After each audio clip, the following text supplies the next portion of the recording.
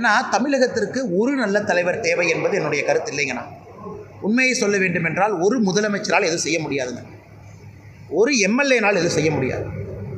ஒரு எம்பினால் எதுவும் செய்ய முடியாதுங்கண்ணா. ஒரு பஞ்சாயத்து தலைவரால் எதுவும் செய்ய முடியாது. ஒரு அரசியல் மாற்றம் வர வேண்டும், அரசியலில் நல்ல ஒரு முன்னேற்றம் வர வேண்டும் என்றால் இது கூட்டு முயற்சி. நடிகர் விஜய் தமிழகத்திற்கு ஒரு நல்ல தலைவர் தேவை, நல்ல தலைவர் இல்லை. ஆனால் தமிழகத்திற்கு ஒரு நல்ல தலைவர் தேவை என்பது என்னுடைய கருத்து இல்லைங்கண்ணா.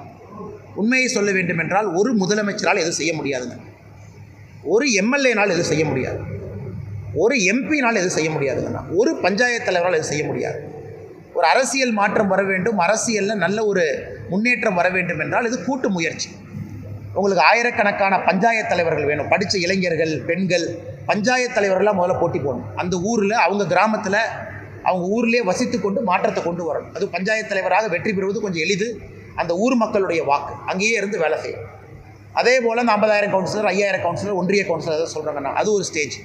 அப்புறம் எம்எல்ஏ, அப்புறம் எம்பி, இவர்கள்லாம் சேர்ந்து தான் அரசியல் மாற்றத்தை கொடுக்க முடியும். ஒரு சிஎம் நல்லவராக இருக்கிறாங்க, சுற்றி இருக்கக்கூடியவங்களும் அயோக்கியராக இருக்கிறாங்க, மாற்றம் நடக்காதுங்கண்ணா.